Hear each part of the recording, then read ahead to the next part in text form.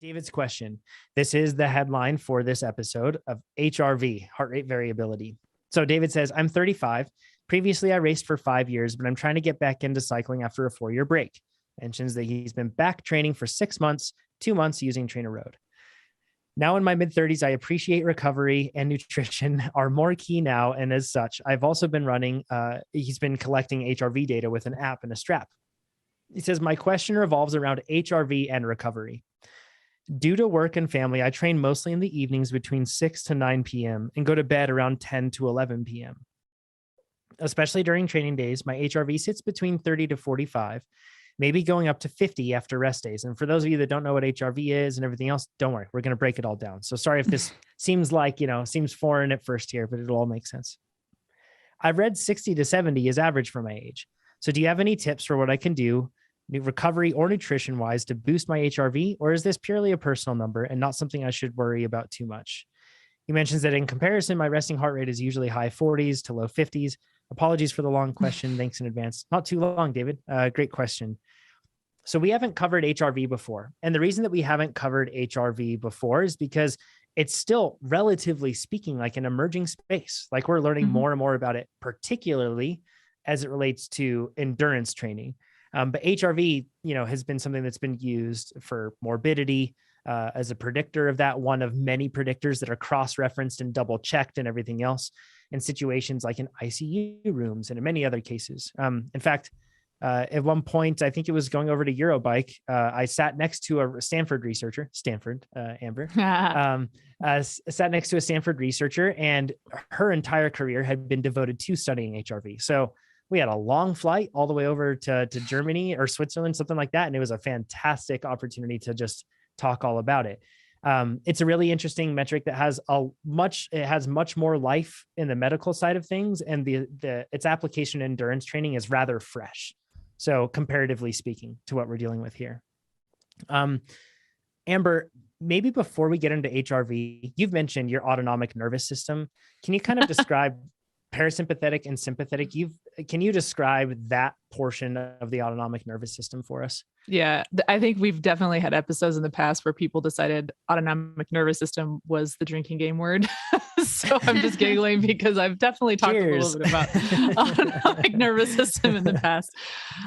So yeah, autonomic nervous system, this is kind of what people might refer to as like the involuntary side of your nervous system. But it breaks down in very simple terms to two, and this is an oversimplification, but your autonomic nervous system breaks down into two components, your parasympathetic and your sympathetic. So sympathetic is what most people know as your fight or flight response. So that's when your systems are activated and ready to go. Whereas parasympathetic is your rest and digest. So that's when you're feeling very safe and secure. You don't need to activate the systems to be all systems go. That's when you need to recover, eat, digest, and rest. So parasympathetic and sympathetic are two aspects of the autonomic nervous system, and they both play a significant role in HRV. Mm-hmm. Yeah, absolutely. And when we talk about HRV, so it's heart rate variability. And then the acronym HRV, and in its a very clear definition is it's the variation in duration between the beats of your heart. So let's say your heart beats at like you're doing a over-under workout like we were talking about before, and you're at 170 beats per minute. It doesn't mean that it's perfectly split so that every heart rate has an even interval in between that, or every heartbeat has an even interval in between that. It will vary. One heartbeat will be further away from another heartbeat while others will be closer. That's how our body works. Now, we're talking about that in the context of a workout, but this happens throughout your entire life at all times. Around the clock 24/7 because your heart keeps going. So HRV is a measurement of the variation over time that you have. So basically, if it fluctuates a lot, it'll be a high number. So this is this is purely for illustrating context. This is not scientific, but if you had half a second between one beat and then you had 0.25 between another one, then your measurement, the variability between that would be 0.25. But if it's larger than that, then it gets bigger. If it's smaller than that, it gets smaller. So that's what it is. It's measured in milliseconds. And the important thing to keep in mind with this, I think, is that in most cases, what you want to see is you want to see this variability, almost like free expression of your autonomic nervous system to work in tandem and to be able to handle things like, hey, start digesting. Cool. Get excited because you're going to go upstairs. Cool. Now you can rest. You got up the stairs. Now you can go to bed. So it's going to be sending these different commands, so to speak, and automating itself. And if everything is working well, the assumption is that your HRV would have a higher number. And if it's not working well and there's crosstalk, or one's depressed and one is oppressed and then another one is overly enabled, then the thought is that once again, your HRV in that case would actually be a smaller number, less variance, because they aren't working well together in tandem like that. When you say they aren't working well together, you're referring to parasympathetic and sympathetic autonomic nervous systems. Yeah. Yes, okay. Exactly. And so there's now, that's where that's at. You can see where in like a medical context, when we're talking about if a person, and once again, this is like one of the indicators, one of many indicators that medical professionals may look at for morbidity to recognize how a person is progressing along a path, whether that's a regression or a progression. And you can see that if your body is failing, that autonomic nervous system is not able to operate as a result, that would drop, and that's how that's used.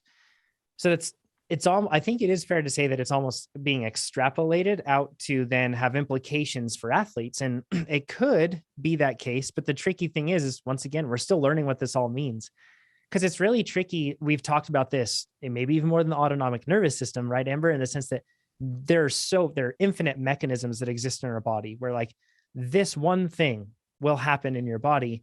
And then it's really easy for our minds to be like, oh, well, then that must mean this. And in those logic leaps, we can definitely make some assumptions, and it can be tricky to track things.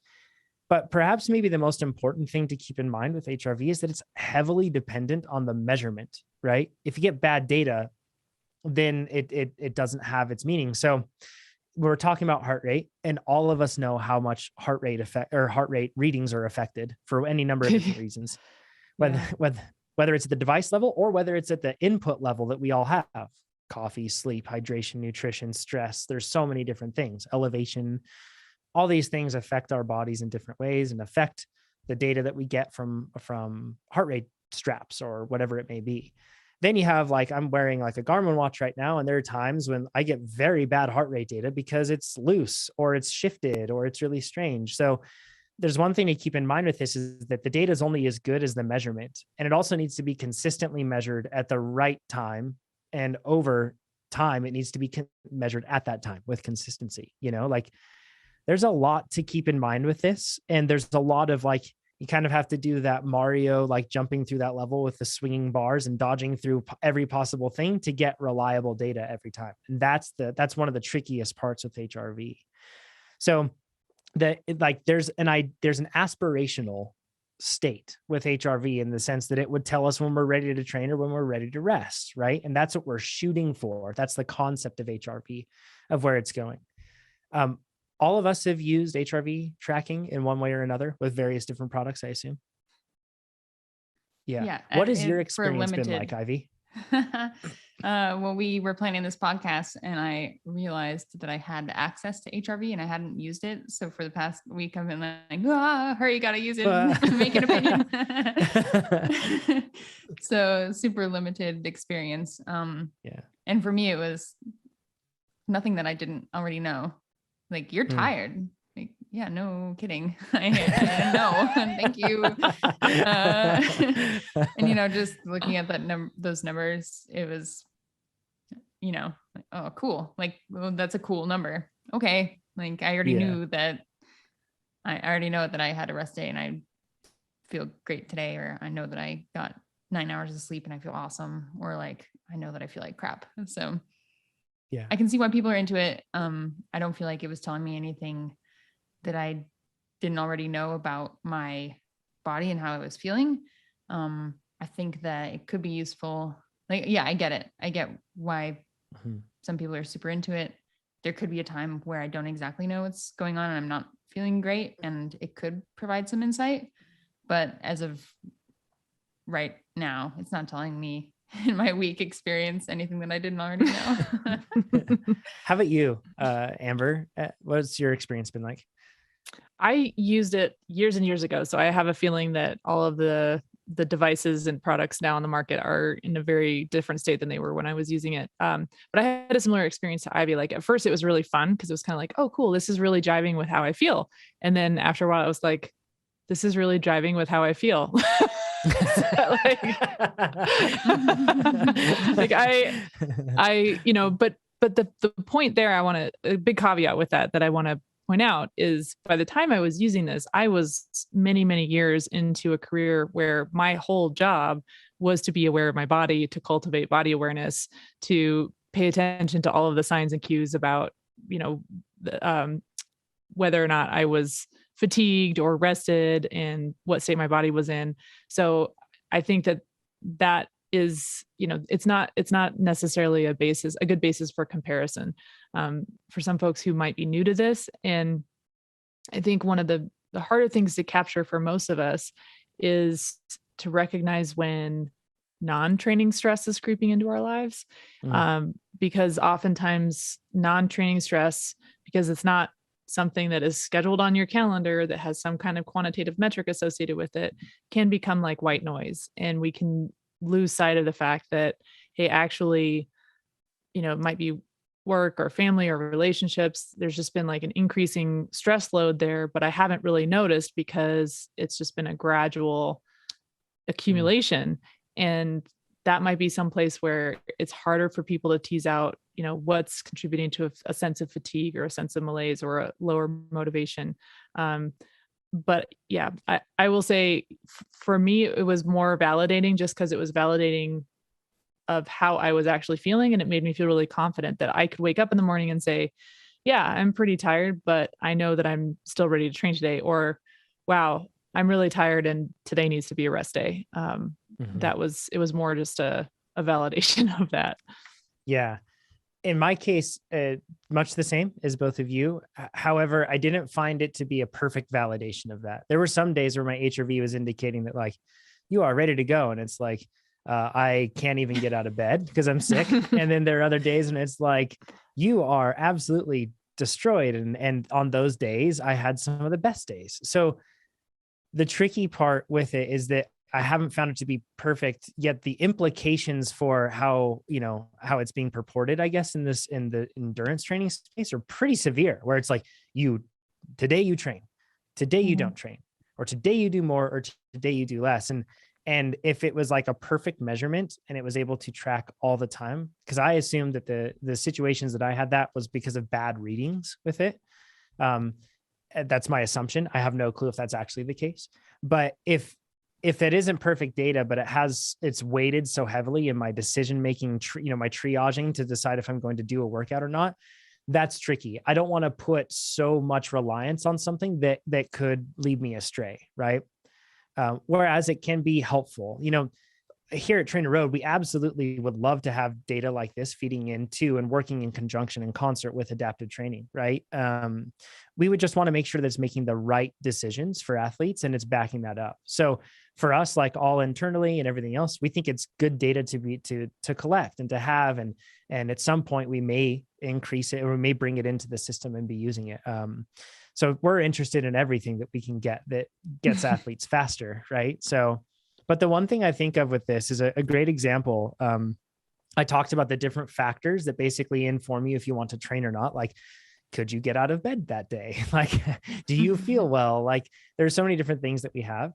And one thing that I really want to mention with this, or like an example, Elon Musk, like in Teslas, they got rid of radar and they got rid of LiDAR, and they just are focusing on cameras.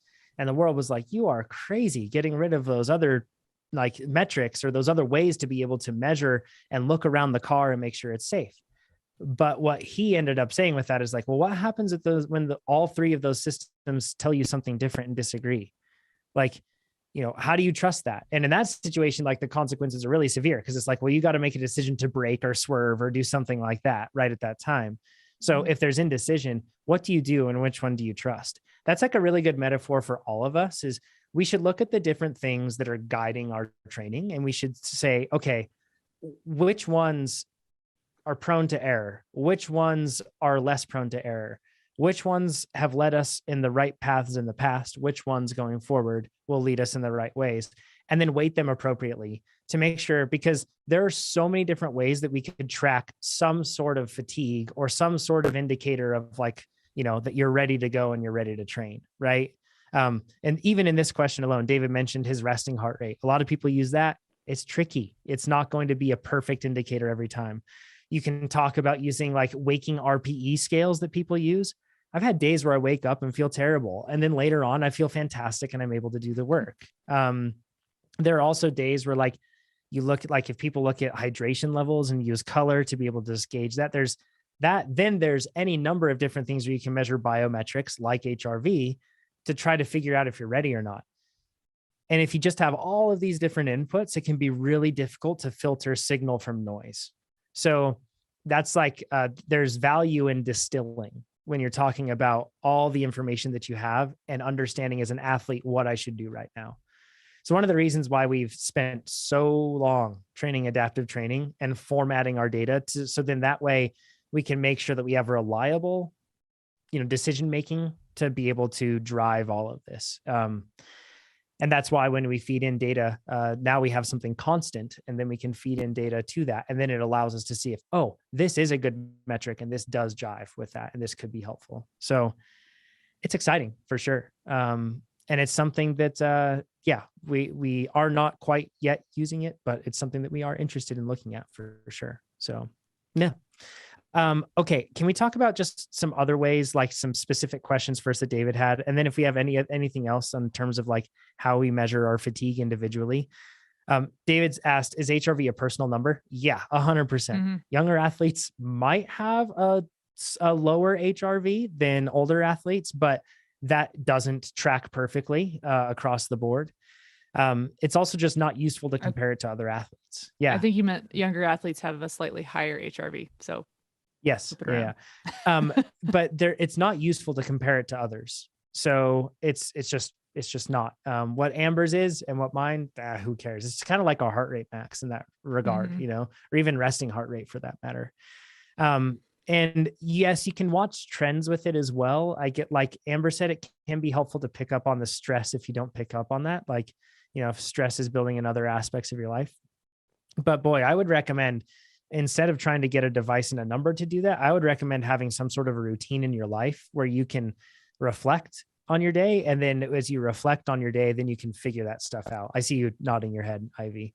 Yeah. What you just said about filtering out that information too is so important, because we as athletes wish that there was some metric or some device or something that could tell us everything about how we were going to train and feel that day, or everything about how ready we were going to be on race day.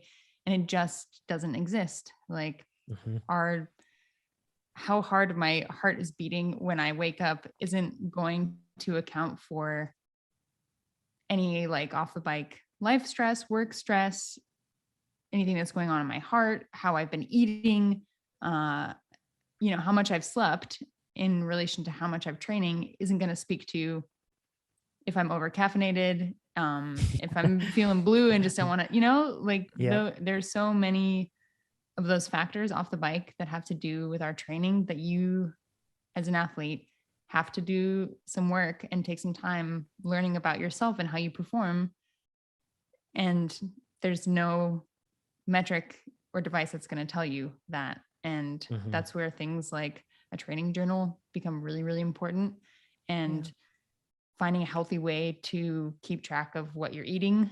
Not like that doesn't work for everyone. Getting down to the calories can sometimes be kind of harmful.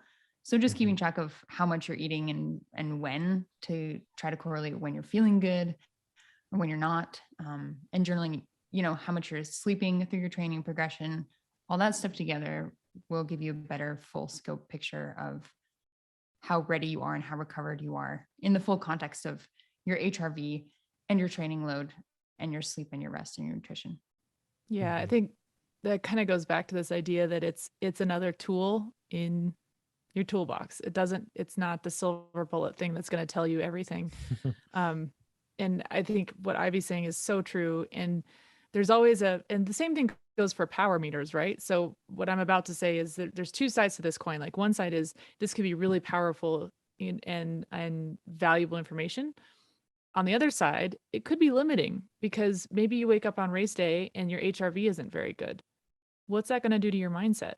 And when I say power meters, it could be the same thing. You get into the race and maybe your power's a little bit low and you're like, well, wait a minute. But if you didn't know that and it didn't enter your mind and it didn't cause you to second guess yourself or question your confidence, you might not be having the best day physically, but maybe if you're on fire mentally, you could still pull out an amazing result. So it's important not to put too much stock in any one thing and just recognize that each of these things is a tool that is useful in some instances, but most tools are limited. There's not going to be one silver bullet tool that's going to tell you everything. So you take all of it. All of the numbers are interesting as long as you're taking them into context and as long as you're accounting for the broader context of your life, like Ivy said. And a lot of that is really qualitative stuff that's hard to nail down with a number, but is just as important to adopt as a lens when you're interpreting the numbers, either on your power meter or on your watch or, whatever it happens to be that you're tracking. And just keep those things in mind, because I think the most important thing is that you trust yourself, right? If you get up in the morning and you're like, I am going to nail this race, and your power meter's off, your numbers are not what you'd like them to be, it doesn't mean that you can't go out and actually nail that race. And trust yourself to be able to do that, because you have other tools in your toolkit, right? You have tactics, you have mentality, you have nutrition. There's a whole host of other things that you can bring to bear in order to go after a result or meet a goal that aren't necessarily going to depend on those numbers. So it's really valuable. It's useful, but just be mindful about how you apply it and when. And like Ivy said, take into account that context, because trusting yourself is probably the most important thing, or learning to trust yourself. It's a process. Yeah. I have somebody's in the chat mentioning the fact like, well, you just don't look at it on those important days. And to that I go, well, then why the heck are you even doing it? But hey, that's a good.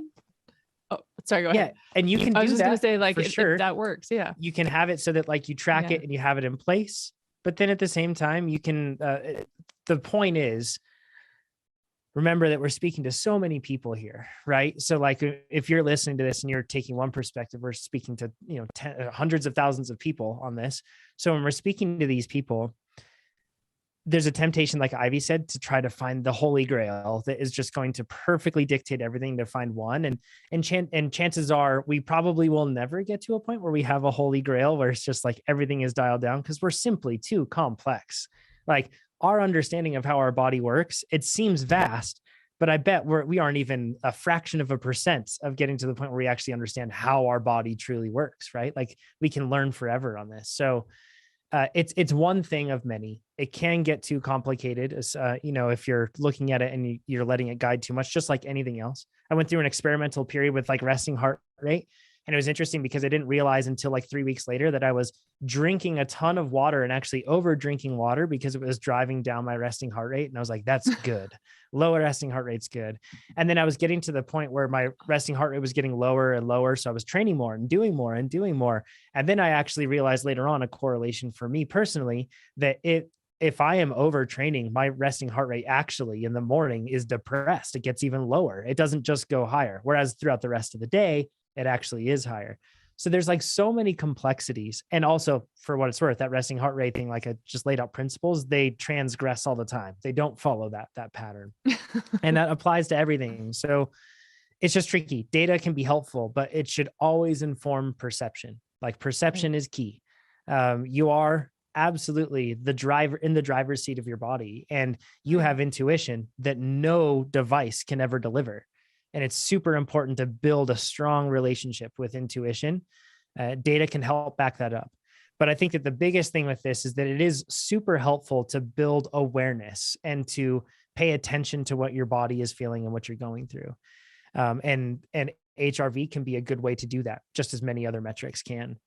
A couple of things. Stressing about that it's maybe too low, or it's a data point. It's a data point that's useful in context of other things. So making that a point of stress, making it too much of a point of stress and concern, that in of itself can drive your recovery down. So take that one off.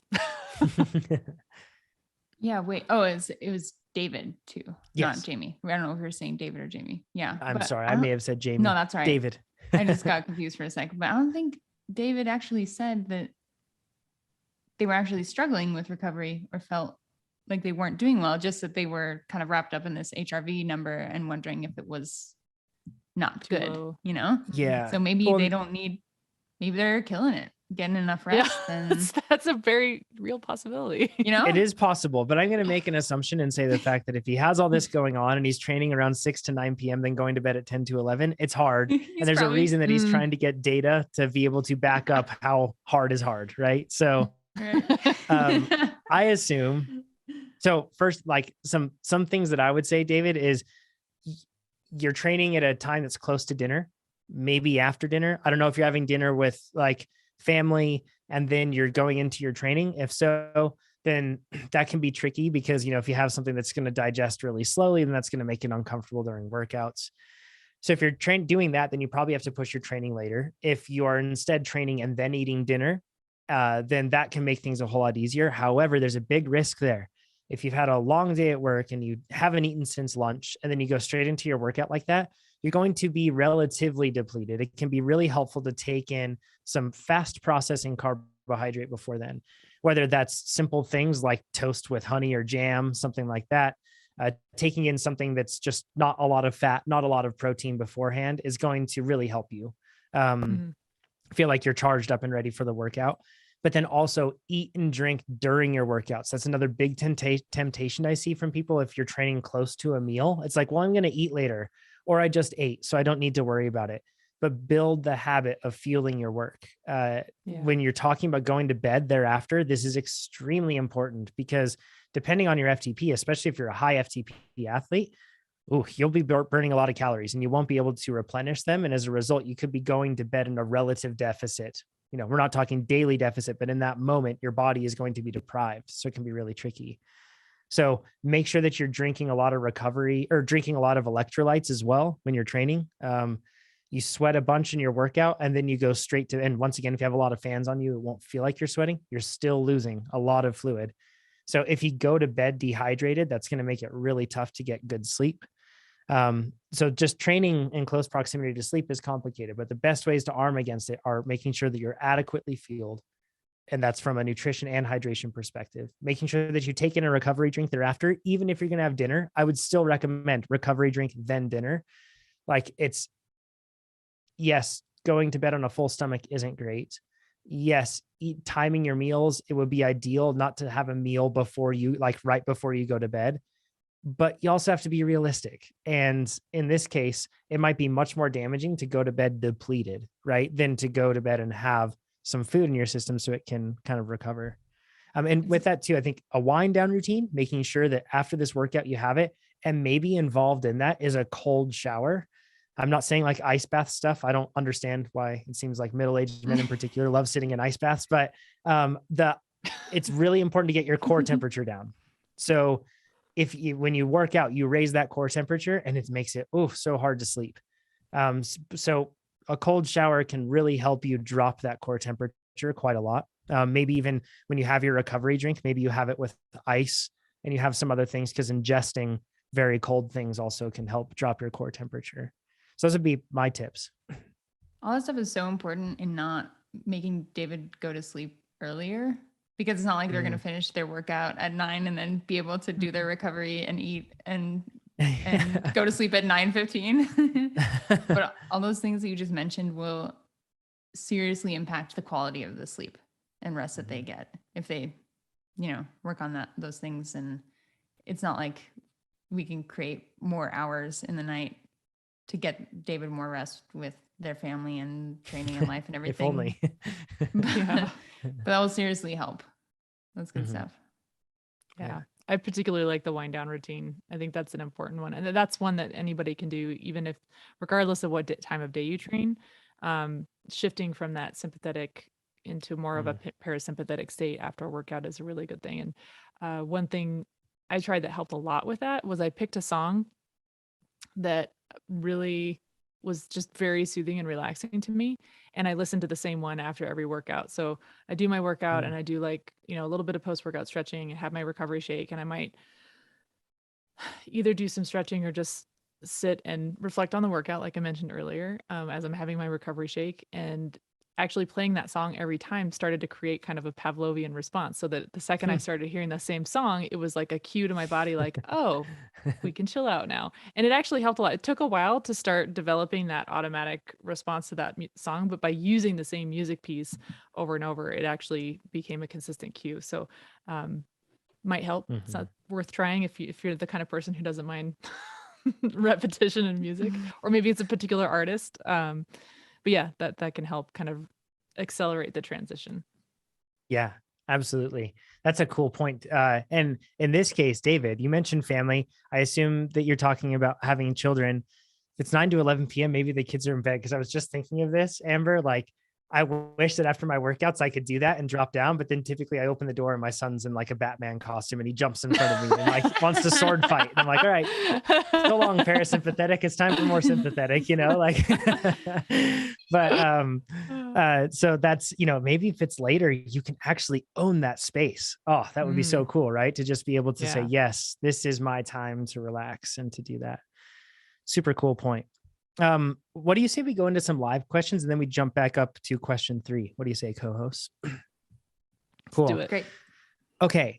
So Becky says, and she's joining us live. And if you're live and you have some questions, dump them in there.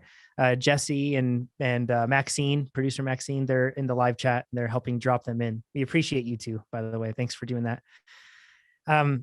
So Becky says, I raced Tucson Bicycle Classic last weekend. It's a 3-day stage race. Way to go. That's always like, that's like that's a fun dare race. I say, like a cult classic race almost, right? Like, yeah.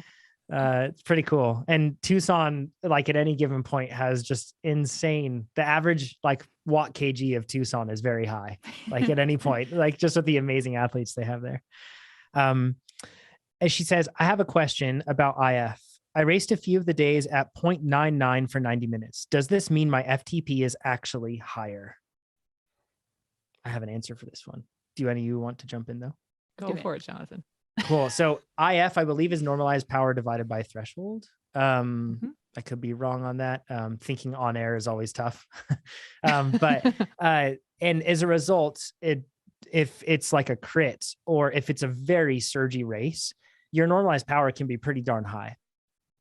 That said, if you're at 0.99 for 90 minutes, in most cases, we call sometimes you can really go like extremely like Pete has created what we call NP busters before, where it's like Pete has a weird ability to just be able to hit a huge amount of power, and just like over and over and over and over. And in those cases, you can see the normalized power math do some weird stuff, right? But in this case, for 90 minutes, in most cases, you have enough time for that to normalize out. And I would assume, Becky, that yes, it's too low. If you can ride at 0.99, think about this. If you could ride, do you think you could ride at that threshold for 90 minutes, whatever your threshold is?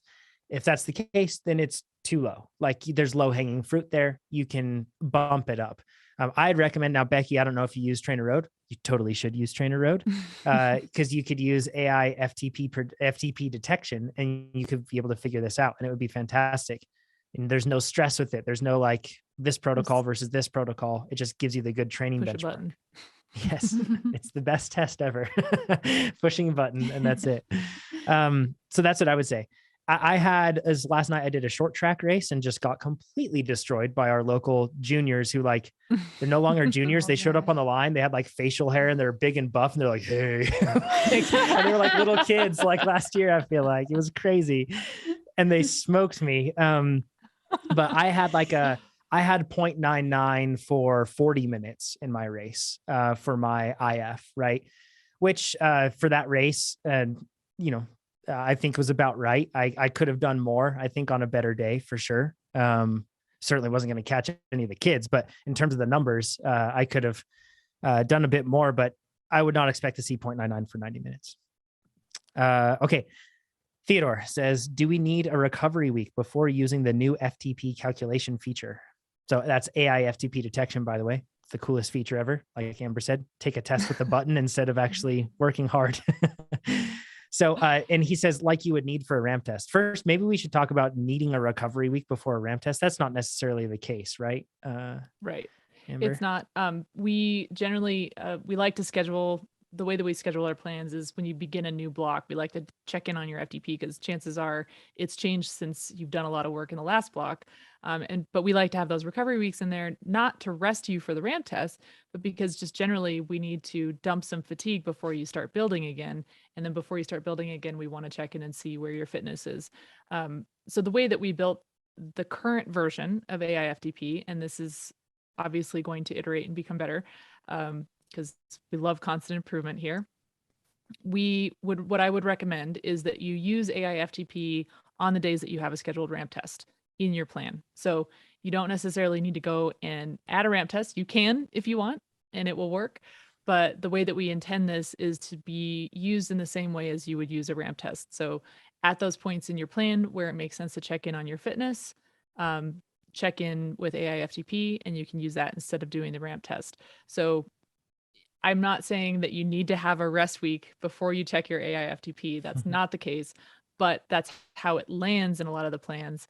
And that's what I would recommend doing for the time being. So no need to check your FTP every week. Just check it, at the beginning of each block in your plan, the way that we originally intended it. And that may change in the future with how we iterate on this feature. But for now, that would be the best use. Yep. Nice. Great guidance. Another one question on HRV. I feel great. I've been training well, making good improvements, eating healthy, etc. Yet my HRV range is what would be considered exceptionally low for my age and fitness. Should that be concerning? I'm 25 to 29 for reference, or that's the HRV, and then 46-year-old male, Cat 3 crit racer. It's all relative to you. So, if you see a huge drop in that and it's really changed, then yeah, that would be something that I would be concerned about. But in terms of you looking at it and just saying, well, I'm low compared to purported averages for my range, I was extremely low for the averages when I was tracking HRV daily all the time. And I was extremely low. Doesn't matter.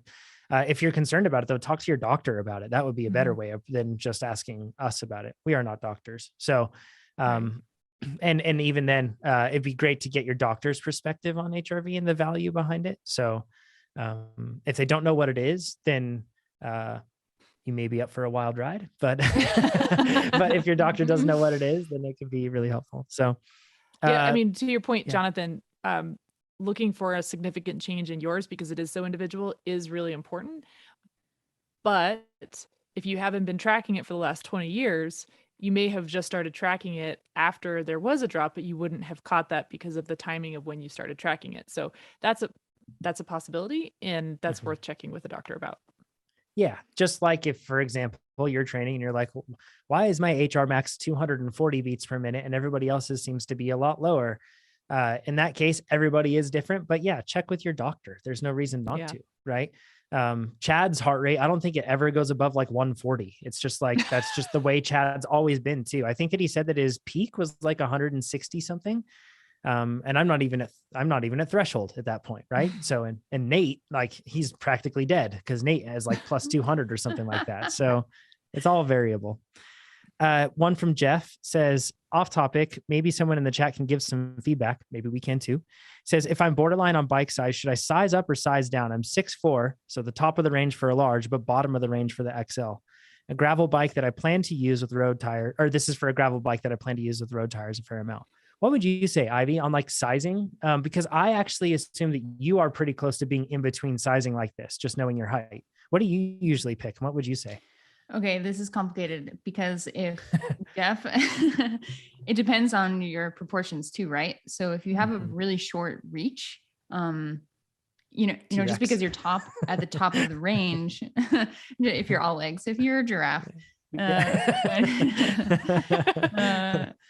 just because you're at the top of the range for your overall height doesn't necessarily mean that sizing up would work for you. If you, for a size large, only have let's say for a road bike, for all intents and purposes, if you're already on a size large and you're like maxing out the seat post, but you have an 80 millimeter stem, don't size up, because then you would have to have an even shorter, like, is that possible? Like a little tiny 35 millimeter enduro stem. Little nubbin. Yeah. Totally, make the bike handle weird. You'd have, less tall of a seat post, but that would be a pretty weird feel. But if you're riding like an XC bike or an enduro bike, those stems are so short already. And, having more of a reach and a more relaxed fit and setup is advantageous in a lot of settings for off-road stuff. So go size up. But yeah, it depends on Jeff's proportions. Like if they're a size large and they know that they'll already need like 110 millimeter stem, size up, it'll feel better. That's what I think. Bikes. Yeah. Great advice, Ivy. Bikes used to be more sized based on like the seat tube length. And that's really changed. Bike sizes are now, the more impactful metric is going to be the reach that you have with the frame. So really, like we talk about overall height, and Ivy said it so well, we should really be looking at our torso length and our leg length. Yes, but even secondary, the leg length would be secondary. The torso length is really important. So where you figure out where you need to fall on that is definitely going to be individual. But on a gravel bike, I would say that if you've got 120 mil stem, it's a little too long and the bike's going to handle really poorly. You really want to be somewhere in that sweet spot of like 80 to 100 probably is where you want to be. 80 to 90. They said gravel maybe. Bike. I didn't see that. Sorry. Yeah. So I think that's like when you're talking about like a mountain bike, you're going to want to have a stem that's somewhere like 80 all the way down. If you're cross country, something's going to be like 90 to 70. And then if you're a trail, you want to be somewhere around 70 to 50. And then if you are enduro, you want to be 50 to 35. 35 is what a lot of those bikes are designed for. But all of you are going to be different. Somebody's listening to this right now and they ride a 35 mil stem on the road, and that's what works for them. And that's important that works for you. And that's what you found that works well. So yeah, Jeff, use a bike that you like that fits well, measure the reach, then look at the manufacturer of the bike that you're interested in, look at their specs and their reach, and then make a decision. Yeah, I think there's a website called 99 Spokes, and then there's another one called geometrygeek.bike. And both of those are really great ways for you to be able to select different bikes, and then it will compare all of the different geometry data right there. Really good, really helpful websites. I recommend them. Okay, this one's from Kevin. Says, I'm struggling with altitude after moving, not with sickness, but with power. You and all of us, bud. Says, seems like the lactic acid curve at 100% FTP is much more extreme. Should I train more VO2 to raise it up? Tips on acclimation. Kevin, so first of all, there's less pressure. So then as a result, you're going to be getting less oxygen per breath, because think of it like this is pseudoscientific, but less of it is being packed into your lungs with every breath, right? So since you have less oxygen, less readily available oxygen, I should say, that means it's going to impact your ability to be able to uptake oxygen. So your threshold drops, your ability to produce power aerobically, wherever your aerobic power was, that's going to drop. That's just what it is. So first things first, you would want to figure out what your FTP is at that level, or at that elevation. If you've been doing workouts with AI FTP detection, or if you've been doing workouts with TrainerRoad for a while now, you may be able to use AI FTP detection and get a good fix on that. Now, in terms of feeling that lactate, inflection point where you hit it, it goes up quite a lot. Once again, that's probably just because you're training at old numbers and it makes it really tough. So tips on acclimation, really, you hear pros talk about going easy at elevation for the first little bit, for the first few days, but it sounds like you're past that point. Really, it's just resetting expectations. I know that sounds silly, but you just have to reset them. And you're not as fast. Like my numbers up here, I know that I'm never going to have vanity metrics of sea level. When I go to sea level, I feel like Superman. It's pretty cool. But then it becomes normal too if I spend too much time there. So I kind of like going back up to altitude and having meh numbers, but not caring about it, than going to sea level and getting like a little placebo boost every time I'm down there, because I see big number mean fast. So I don't know. Does anybody else have any tips for Kevin there, other than resetting expectations and FTP? There's nothing wrong with you. This is just how our bodies work. When you're at sea level, every time you inhale, all of the hemoglobin in your red blood cells are saturated with oxygen. So your limiter is how fast you can breathe off carbon dioxide and replace that with oxygen. Whereas when you're at altitude, it's it's not the same thing, because there's so much less oxygen in the air. You're not necessarily saturating those hemoglobin in your red blood cells. So oxygen is a limiter. It's not just how fast you can breathe off the CO2. One thing that can help a little bit, and this is not going to affect your FTP, but breathing at a slightly higher rate at altitude can be useful, because every time you inhale, you're getting more oxygen, even if it's not saturated, and you're not limited by breathing off that CO2 in the same way you are at sea level. So increasing your ventilation rate can help. That kind of happens naturally. I was gonna say, yeah, that's called riding hard.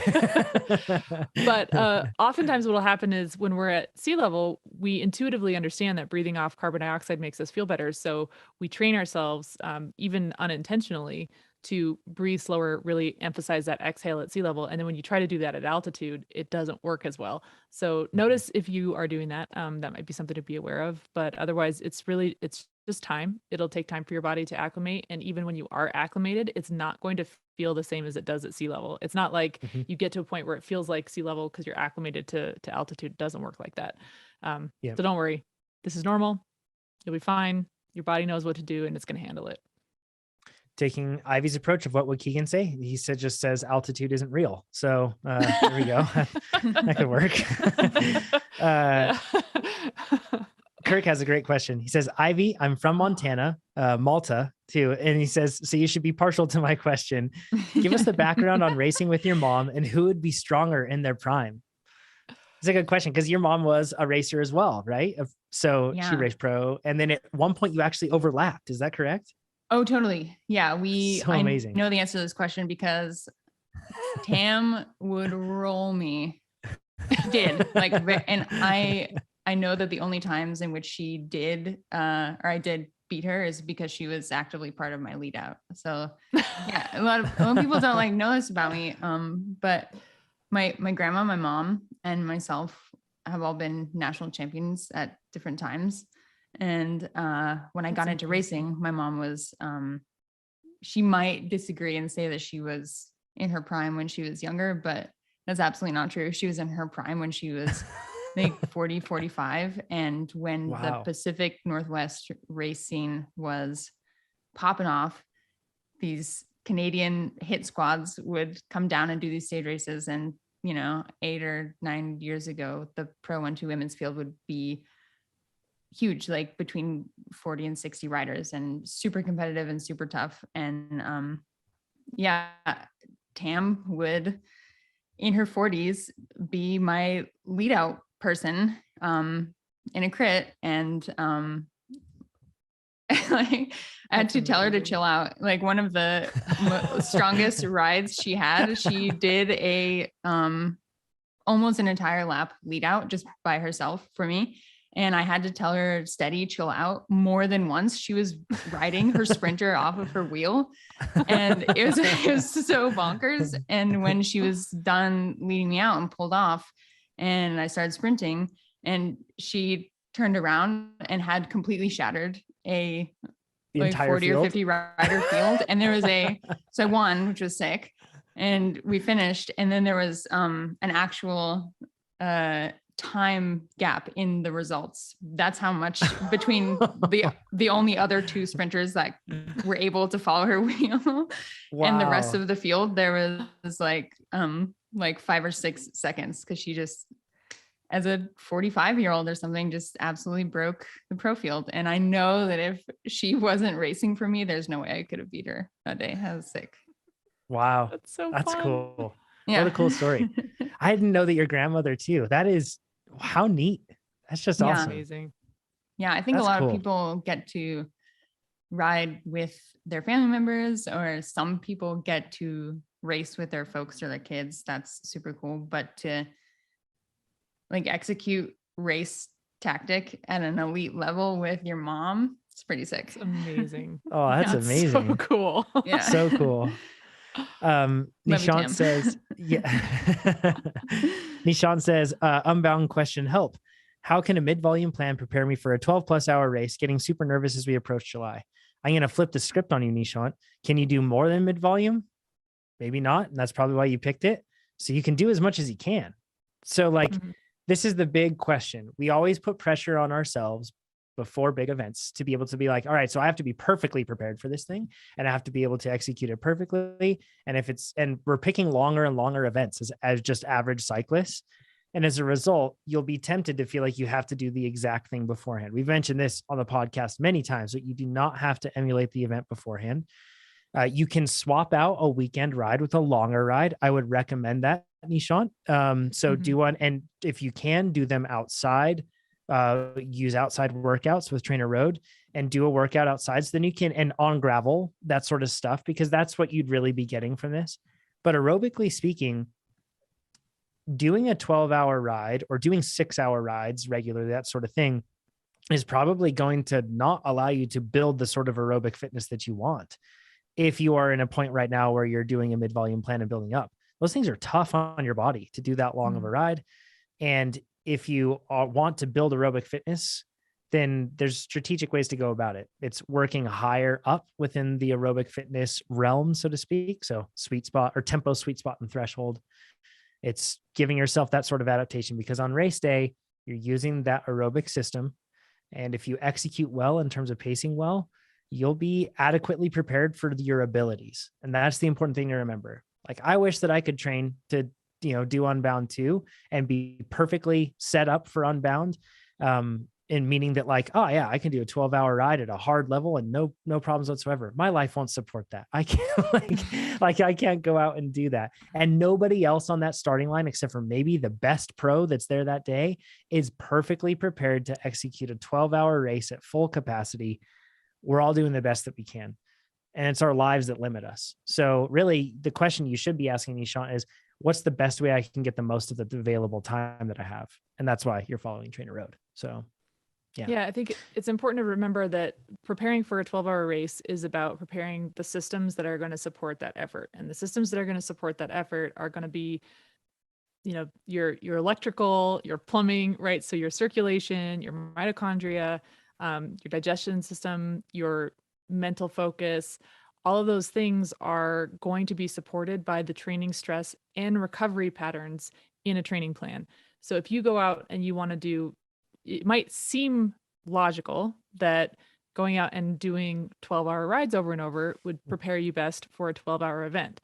But that's not true, because number one, if you jump in and start doing that, it's going to put your body in a hole really fast that then you're going to have to spend so much time recovering from one 12-hour ride that you're going to miss out on an opportunity to initiate the adaptations in your plumbing and your electrical that are going to support that kind of an event. So just remember that training isn't necessarily about recreating all of the race conditions.